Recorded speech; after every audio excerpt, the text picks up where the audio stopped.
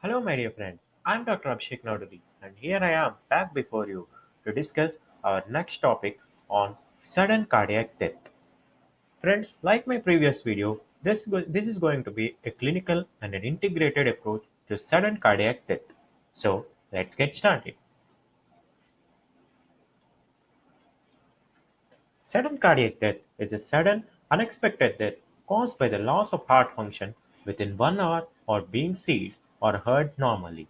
So, within 1 hour of being seen or heard normally, then only we'll call it as sudden cardiac death. Overall, the most common cause of sudden cardiac death is myocardial infarction, unless proved otherwise. Myocardial infarction secondary to coronary artery disease. So, when a term sudden cardiac death comes to your mind, you must first think of MI. In other words, you must rule out MI in case of sudden cardiac death. Friends, you tend to make the common diagnosis first and then you think of the rarer diagnosis. Because if you will make a common diagnosis, you'll be commonly correct. If you make a rarer diagnosis, you'll be rarely correct. So, though I'll discuss a lot of things under sudden cardiac death, the first thing and the foremost thing you must remember is MI secondary to coronary artery disease leading to sudden cardiac death. Always remember, my dear friends, history is more important than the ECG in diagnosing a case of sudden cardiac death, like I discussed the pre-excitation syndromes or another type of tachyarrhythmias. Always, history is more important. You should not be baffled by seeing the ECG part because we as MBBS students will think ECG is very difficult for us, but it becomes very easy to study ECG when you carefully analyze the history and get a briefer diagnosis based on the history. So, always it is important to analyze the history and then you can interpret the ECG. The eyes can only see what the brain knows. The eyes cannot see what the brain doesn't know. So, read history properly in any case of ECG. Then you see the options. Then you'll reach the correct answer automatically. So, do not think of the signs and the symptom and the specific ECG findings directly by seeing the ECG. So, let's see case-wise approach of sudden cardiac death. I repeat, my dear friends, within 1 hour of being seen or heard normally. This was a previous year question. So let's get started. A 20-year-old male patient from Southeast Asia came with the chief complaint of recurrent syncopal attacks, palpitations, and syncope. The symptoms increased on exercise and physical activity. He also gave a history of sudden cardiac death in one of his siblings. His pulse rate was 150 beats per minute, and the ECG was ordered and is given below. Again, my dear friend, I would like to emphasize that whenever a clinical scenario is given for you, you need to identify the keywords first. You need to able to pick up the keywords. Then your diagnosis becomes easier. From Southeast Asia, came with recurrent syncopal attacks, palpitations, and syncope. And again, remember, my dear friends, 20-year-old male. He also gave a history of sudden cardiac death in one of his siblings. His pulse rate was 150 per minute. So you can say he is tachycardic. So the ECG is given below. My dear friends, to identify the rate in the ECG, the first lead you should see is lead 2. So in lead 2, you can see that there is clearly a shorter PR interval and there is no Q wave in lead 2. And if you carefully observe, there is slight slurring of the QRS complex. This is known as the delta wave. So classically, we are seeing at the ECG of WPW syndrome or Wolff-Parkinson-White syndrome. This is the slurring in the delta in the upstroke of the QRS complex, which is known as delta wave. So, a strong clinical suspicion is needed before making a diagnosis of Wolff-Parkinson-White syndrome. Young male, recurrent attacks of syncope and palpitations with history of sudden cardiac death in the family. So, think of Wolff-Parkinson-White syndrome. Then you see there is narrow QRS with short PR interval. So, you cannot just diagnose the case by seeing the ECG. You must know the history, and then you think of the Wolff-Parkinson-White syndrome. Then you anticipate to see the delta wave, and there it is, the diagnosis of Wolff-Parkinson-White syndrome. So, a high degree of clinical suspicion is needed to diagnose such cases. Let us see a closest differential diagnosis of Wolff-Parkinson-White syndrome, and that is Long-Gannon-Levine syndrome. It is LGL syndrome. Don't get baffled by the name of the LGL syndrome, my dear friends. It's as simple as WPW syndrome, but there is bundle of Kent in WPW syndrome and there is bundle of James in LGL syndrome. Friends, when you look at this ECG, you can see that QRS complex is normal. The PR interval is shortened. So, and there is no slurring of the QRS complex or delta wave. So, it is as simple as that. Recurrent attacks of syncope and recurrent attacks of palpitations with no delta wave and normal QRS complex. It is LGL syndrome. Again, my dear friends, think of the common things first. WPW syndrome is more common than Long-Levine syndrome. So first you think of WPW syndrome and then you can differentiate it from LGL syndrome. So what is WPW syndrome or Wolff-Parkinson-White syndrome? It is abnormal conduction through the bundle of Kent, more commonly from the left atrium to left ventricle. Again, my dear friends, the bundle of Kent connects to the left atrium from the left ventricle commonly, and there can be a connection from the right atrium to the right ventricle. The most important thing in WPW syndrome is it bypasses the AV node, and there is so that there are re-entry mechanisms that can lead to more serious arrhythmias, that is supraventricular tachycardia, atrial fibrillation, or atrial flutter. So, re-entry phenomena and tachyarrhythmias and the chance of sudden cardiac death are more in WPW syndrome than LGL syndrome. Short PR interval plus narrow QRS complex plus delta wave. That is the diagnosis of WPW syndrome. Whereas for LGL syndrome, you can see that the accessory pathway is connected to the distal part of AV node. Then it is known as James fiber, or to the bundle of his. Then it is known as Brakenmaker's fiber. There is short PR interval, but the QRS is of normal duration and there is no delta wave.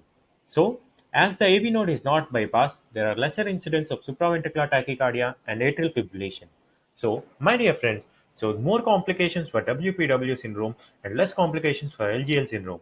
In LGL syndrome, the AV node is not bypassed, whereas in WPW syndrome, the AV node is bypassed, and so there are more chances of AV nodal reentrant tachycardia. So you must take WPW syndrome seriously and you must treat it on the go. So, again, my dear friends, I would like to take this as an opportunity to discuss the different types of re-entry phenomena which you study in physiology. In this way, you must be able to integrate physiology and pharmacology with medicine. So, in your physiology, you must have studied there are three types of aberrant pathways, that is, bundle of Kent, which is the atrioventricular, from the atrium to the ventricle. This is the bundle of Kent, which is abnormal in WPW syndrome. James pathway, from the atrium to the bundle of His, after distal to the AV node. Mayhem pathway, that is hysoventricular, from the bundle of His to the ventricle. So, bundle of Kent in WPW syndrome, James pathway in LGL syndrome, rarely there can be Mayhem's pathway. And again, I repeat, my dear friends, the AV node is bypassed in WPW syndrome, so there are more chances of tachyarrhythmias in WPW syndrome. And again, you must be able to identify the images based on the bundle of Kent and the bundle of James. My dear friends, you must read images in coherence with your theory so that at the end you may not revise the images, but you will be able to identify them with your theoretical knowledge. Let's identify this image. From the left atrium to the left ventricle, bundle of Kent bypassing the AV node. So this is bundle of Kent in WPW syndrome.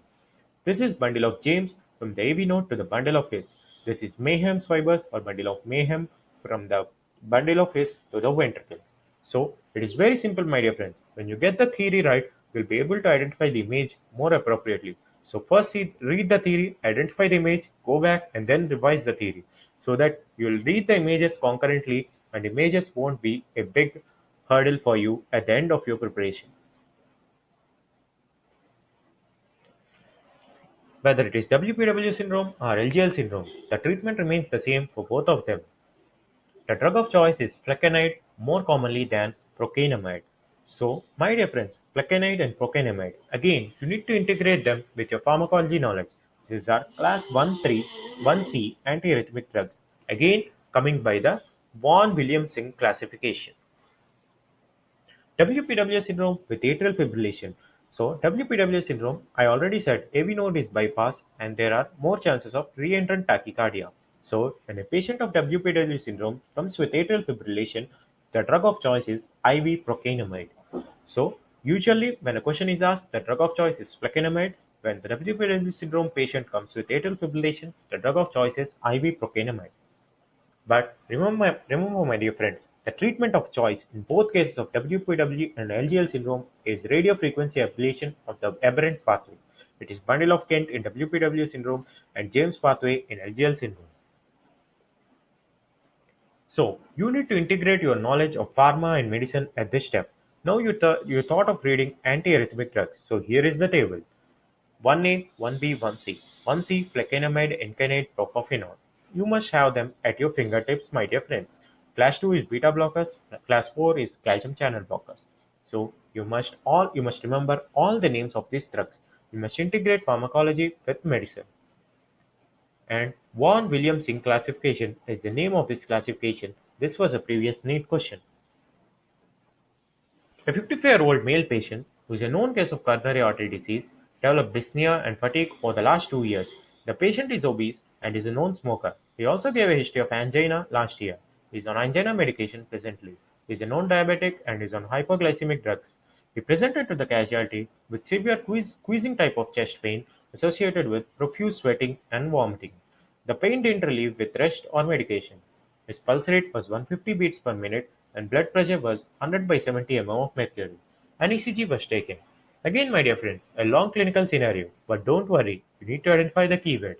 Dyspnea and fatigue over a past 2 years, so it is a prolonged course. Obese, known smoker, all the risk factor was coronary artery disease. Again, there is a known case of angina, so he is already on angina medication. He is a known diabetic and is on hypoglycemic drugs. Severe squeezing type of chest pain. So, undoubtedly, you must rule out MI in this case, radiating to the left arm, associated with profuse sweating and vomiting. Again, my dear friends, MI pain, there is sympathetic activation and there is profuse sweating in this patient.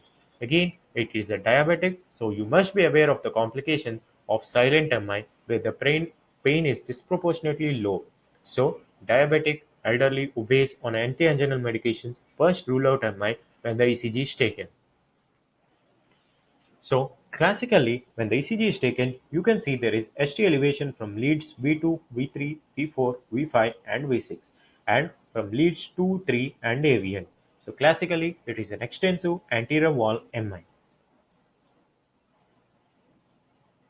Angiogram was done. It showed occlusion of the left anterior descending of the left coronary artery. PCI was done for a percutaneous coronary intervention, and the blood supply to the myocardium was restored. The patient was in cardiac ICU for 24 hours. Later, he went on to develop ventricular tachycardia and lost consciousness.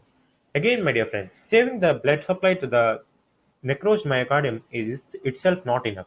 In MI, the first 24 hours are very, very crucial.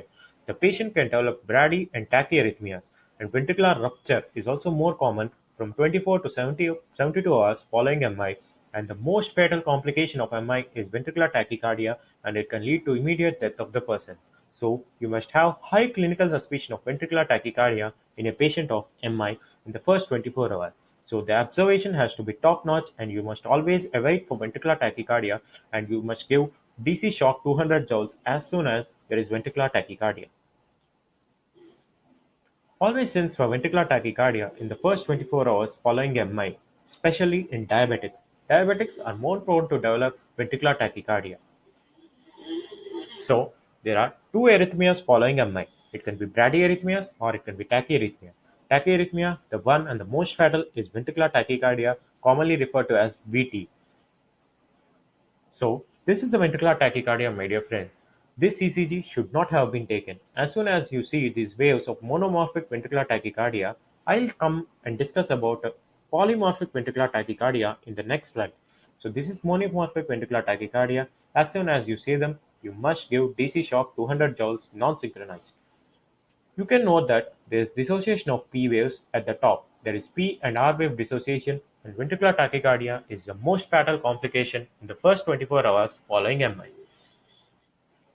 Non-synchronized DC shock 200 joules. There are only two indications of non-synchronized DC shock 200 joules in the entire cardiology. The one is ventricular tachycardia and the second one is ventricular fibrillation. In fibrillation, the wave is itself not formed, whereas in ventricular tachycardia, you can see the waveform clearly. Again, following MI, the patient was in ICU and the following ECG is shown to you. There is T-wave inversion following MI and some reciprocal changes. But the thing you need to notice here is that this is the P wave, this is QRS, this is P wave, and here there is no QRS. And P wave, QRS, P wave, QRS, and here again there is no QRS. So all the impulses from the atria are not being conducted to the ventricles. and there is skipping of the QRS complexes. So this is classically Mobitz type 2 block following MI. So the tachyarrhythmia following MI is ventricular tachycardia. The bradyarrhythmia following MI is Mobitz type 2 heart block. So you must be aware of two causes of sudden cardiac death. The first one is pre-excitation syndrome, that is Wolff-Parkinson-White syndrome and Long-Levin syndrome. The second one is following MI. Tachyarrhythmia is ventricular tachycardia, and bradyarrhythmia is Mobitz type 2 heart block. A 20-year-old male patient from Southeast Asia comes to your OPD with the complaint of recurrent attacks of palpitations and syncope. He says that he has been recently selected to play for the state football team and wants medical fitness certificate from you. On examination, his pulse rate was 150 beats per minute and blood pressure is 100 by 80 mm of mercury. An ECG was ordered. He also gave a similar history of syncopal attacks in the family. What is the genetic study you would prefer to order before giving the medical certificate? This is again an important clinical scenario, my dear friends. 20-year-old male patient from Southeast Asia came with the chief complaint of recurrent attacks of palpitations and syncope. He came to you for the medical fitness certificate. On examination, pulse is 150 beats per minute, so there is tachycardia. Similar history of recurrent syncopal attacks in the family, especially at the night. What is the genetic study you would prefer before giving the medical certificate? So you order this ECG and you can see that something is wrong with the ST segment in the leads V1 to V2. These are the leads V1 to V2, my dear friends. There is classically ST elevation, but this is not MI, my dear friends, because he is a young patient and there is no chest pain. So the patient is absolutely normal except for recurrent attacks of syncope. So this is ST elevation in lead V1 to V2. So the classical picture in ST elevation lead V1 to V2 in an otherwise asymptomatic male is Brugada syndrome. ST elevation showing Coe pattern in leads V1 and V2. It is Brugada syndrome. So you must order for SCN5A sodium channel mutation in the right ventricular myocardium. You must rule out Brugada syndrome before giving the medical fitness certificate. Otherwise, you will be liable for the sudden cardiac death of this patient. So the two gene testing which are commonly done for sudden cardiac death in young athletes are for Brugada syndrome, and the second one, as I discussed in cardiomyopathy videos, is beta myosin gene for hypertrophied obstructive cardiomyopathy. So, Brugada syndrome can be a trigger for ventricular tachycardia or TDP. TDP is very important, my dear friends. I'll come to this in the next slide. It is Tosthus the pointus, that is polymorphic ventricular tachycardia. We saw in MI there is usually monomorphic ventricular tachycardia. Family history of syncopal attacks and sudden cardiac death in siblings is found in Brugada syndrome. V1 to V3 there is selective ST elevation. The treatment of choice for Brugada syndrome is implantable cardioverter defibrillator, popularly known as ICD. So ICD is the treatment of choice for Brugada syndrome. Any young athletes, you must rule out two genes, beta-myosin gene mutation and SCN5A sodium channel gene mutation for Brugada syndrome.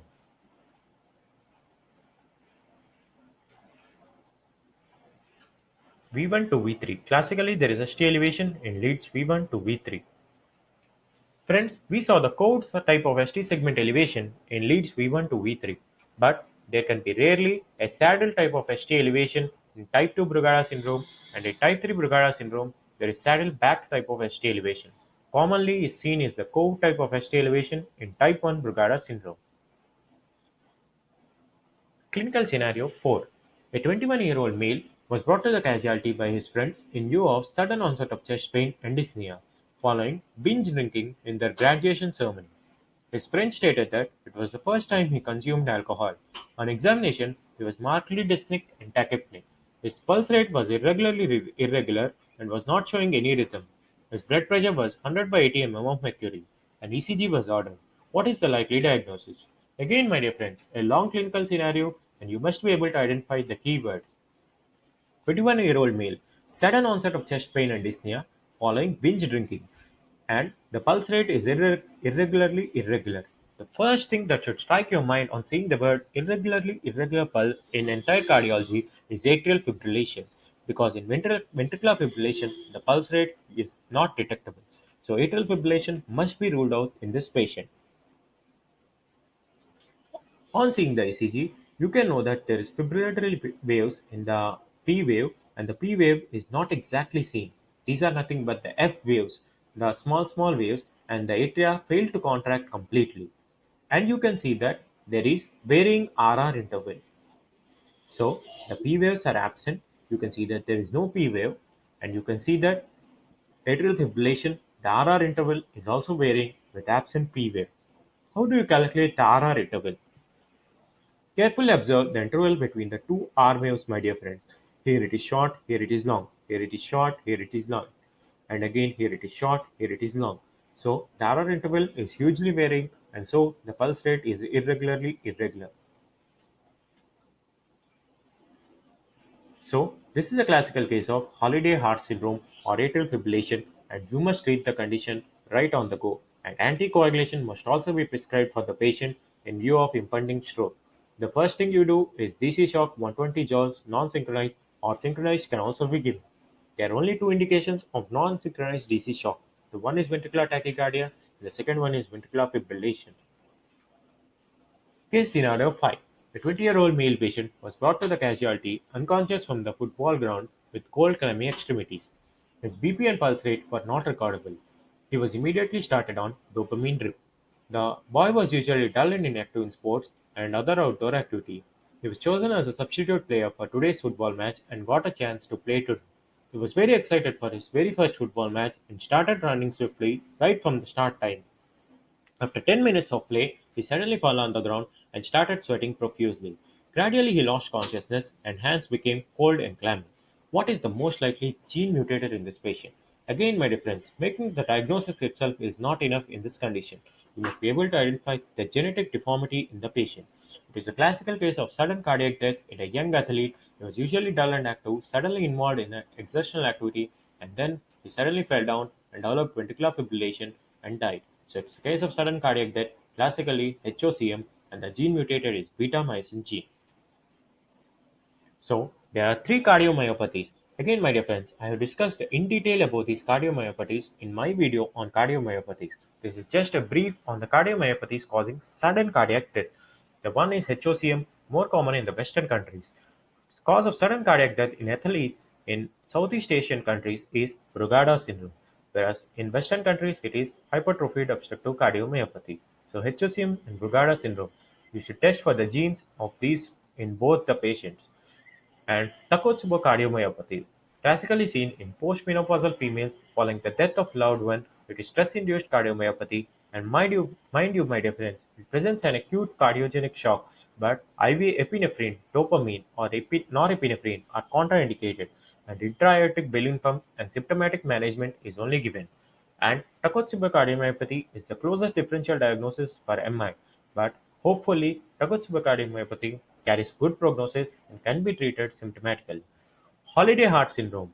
We saw that a young male binge drinking in his graduation ceremony, developing atrial fibrillation due to acute alcohol intoxication. That is holiday heart syndrome. Friends, chronic alcohol intoxication can produce dilated cardiomyopathy, and dilated cardiomyopathy can produce atrial fibrillation, but that is not called as holiday heart syndrome. Holiday heart syndrome is atrial fibrillation following acute alcohol intoxication.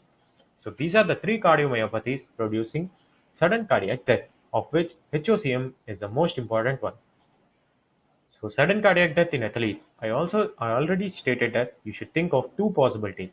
That is, in Western countries, you should think of HOCM, and when a patient is from Southeast Asia, you must think of Brugada syndrome. We saw that code pattern of ST elevation in Brugada syndrome, and in HOCM, we have the classical history of a young athlete from the Western countries.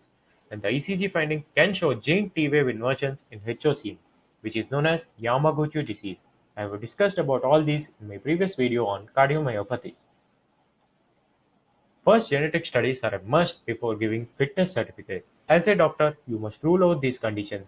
Otherwise, these are the diseases that are going to be fatal and you cannot save the patient. Again, clinical scenario number 6. A 5-year-old child was brought to the OPD by his mother in view of recurrent attacks of fall while playing.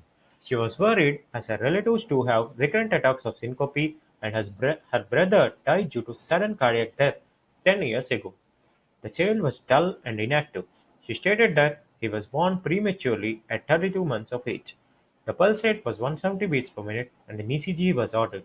Again, my dear friends, a long clinical scenario, you need to identify the keywords. Recurrent attacks of fall in a 5-year-old child, and there is a history of sudden cardiac death in the family and the recurrent attacks of syncope in the other members of family. He was born prematurely. Started crying. The child started crying when the ECG was being recorded and suddenly fell unconscious. What is the likely diagnosis and what is the recommended treatment? Let's look at the ECG. Classical ECG, my dear friends. On seeing the ECG, it is the ECG of polymorphic ventricular tachycardia, where there is twisting of points and there is no specific morphology of the ventricle of the QRS complex. We saw how monomorphic ventricular tachycardia looks following MI. The most common complication following 24 hours of MI is monomorphic ventricular tachycardia. Here it is polymorphic ventricular tachycardia. What is the recommended treatment? So, it is known as torsades in children, congenital long QT interval predisposing to the development of twisting of points. This is known as torsades or polymorphic ventricular tachycardia. So, this is also known as Romanev-Ward syndrome. So, congenital long QT interval with twisting of points or torsades is Romanev-Ward syndrome in a child with recurrent attacks of syncope. We saw that there is a trigger for this congenital long QT interval, trigger while exercise or trigger while crying. You can appreciate this, and the patient and the child can also present with sudden cardiac death. It is known as Romanev-Ward syndrome. It is congenital long QT interval due to intrinsic abnormality of the potassium channel. Again, my dear friends, go back to your physiology. When are the potassium channels working in the cardiac repolarization cycle? In the cardiac action potential, the potassium channels are useful during repolarization. Precipitating events include exercise or emotional outbursts. We saw that the child was crying when the ECG was being taken and suddenly he developed this torsades. It is autosomal dominant in inheritance, so there is history of sibling death in the family of sudden cardiac death. Presence with sudden cardiac death or asystole in young children. So age of the patient is also very important in diagnosing a condition. Treatment of choice is implantable cardioverter defibrillator. This is life-saving in these patients, and you can lose the patients if you do not implant a defibrillator. Again, my dear friends, the Romanev-Ward syndrome, there is another rarer syndrome known as Jervell-Lang syndrome. It is Romanev-Ward syndrome plus deafness. Recurrent attacks of syncope and asystole plus sensory neural deafness is Jervell-Lang syndrome. It is an Friends, these are the two causes of congenital long QT syndrome, Romanev-Ward syndrome and Jervell-Lang syndrome. But you must be aware of the acquired causes of long QT interval, that is hypokalemia, hypocalcemia, and hypomagnesemia. These are very important triggers for polymorphic ventricular tachycardia. Let's see another case scenario. A 61-year-old female patient came with sudden onset of giddiness and palpitations. He has history of ischemic heart disease with LV ejection fraction 35%. He is on furosemide and takes ranolazine for his angina since the past 2 years. The ECG is taken. What is the probable diagnosis and what is the most best treatment plan? So let's see the ECG. Clinical findings, my dear friends. Known case of ischemic heart disease was taking furosemide. Again, by his pharmacology knowledge, you must know that furosemide is a loop diuretic, is a potassium basing diuretic. So there are chances of hypokalemia in this patient. Ranolazine is a drug for anti-angina, and the side effects of ranolazine is a PFOX inhibitor. You must take your pharma notes and read about ranolazine right away. There is a PFOX inhibitor, and the side effect is Parkinsonism-like symptoms, and it can also precipitate toxoplasmosis. So let's see the ECG. Classical ECG, my dear friends, there is polymorphic ventricular tachycardia with varying complexes of the QRS. So it is classically precipitated by hypokalemia or ranolazine. Hypokalemia due to loop diuretics precipitated by furosemide. Polymorphic ventricular tachycardia, toxoplasmosis. The treatment of choice is IV magnesium sulfate. Defibrillation is given if the patient is hemodynamically unstable. Friends, we saw there is congenital long QT interval and the required causes of long QT interval. This table is very very important, my dear friends, because you must be able to differentiate between the two, because the treatment part is different for congenital long QT interval and acquired QT interval. Congenital long QT interval or congenital TDP, Torsades depointers, is precipitated by bradycardia, whereas acquired form is not precipitated. Congenital is associated with increased sympathetic discharge, associated with sweating, vomiting, and other symptoms. And there are episodes of tachycardia throughout the life. The treatment for congenital QT interval, long QT interval is IV esmolol, whereas the treatment of choice for acquired long QT interval is IV magnesium sulfate, and defibrillation is given only if the patient is hemodynamically unstable. So, congenital long QT interval, you go for ICD is the treatment of choice, and IV esmolol. Again, my dear friends, esmolol is a beta blocker. For acquired long QT interval or acquired torsades it is IV magnesium sulfate and defibrillation. The patient is hemodynamically unstable. Again, this is a very, very important list, my dear friends. Acquired causes of long QT interval. I already described the ions causing long QT interval. Hypokalemia, calcemia, magnesemia. Again, hypothermia, hypothyroidism, hyperparathyroidism, and hyperaldosteronism. So, hypokalemia, hypocalcemia, hypomagnesemia. More important, ionic disturbances precipitating congenital long QT, acquired long QT interval. Drugs causing congenital drugs causing precipitating polymorphic ventricular tachycardia or torsades. There are the antiarrhythmic drugs class 1A to 1C and class 3 drugs. Those are the potassium channel drugs. Class 3 drugs. You must read the pharmacology notes of these subjects, my dear friends. Vaughan Williamson classification. Very, very important. It is tested in every part of medicine. So, what are class 3 drugs? They are prethelium, epithelite, dorsolide, and sotalol. Ranolazine, we already saw that ranolazine, anti-anginal drugs causing torsades. Thioridazone, antipsychotic. Many antipsychotics have a liability to produce torsades. Ondansetron, the most commonly used drug for nausea, ondansetron, can also precipitate torsades. Propofol, the most common anesthetic, which is used for daycare surgery, can also precipitate torsades. So, my dear friends, you must remember these common drugs which can precipitate torsades and the ions: hypokalemia, hypocalcemia, hypomagnesemia. You must differentiate between congenital and acquired because the treatment part is different. IV esmolol and ICD for congenital, and IV magnesium sulfate and defibrillation for acquired torsades. So, let's revise what have we learned in the past 30 minutes. The first thing is there are four causes of sudden cardiac death. The first one are pre-excitation syndrome, WPW syndrome and LGL syndrome. WPW syndrome is distal to AV node and there are more chances of pre-entered tachycardia, but the treatment remains same for both of them, radiofrequency ablation of the aberrant pathway. Following MI, we saw monomorphic ventricular tachycardia, most dangerous. You must suspect ventricular tachycardia within 24 hours, especially when the patient is diabetic and there is silent MI. You must anticipate for ventricular tachycardia and you must always be ready to give DC shock.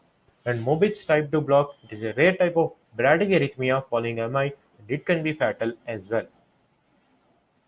Brugada syndrome and hypertrophic obstructive cardiomyopathy. We saw there are three cardiomyopathies which can cause sudden cardiac death.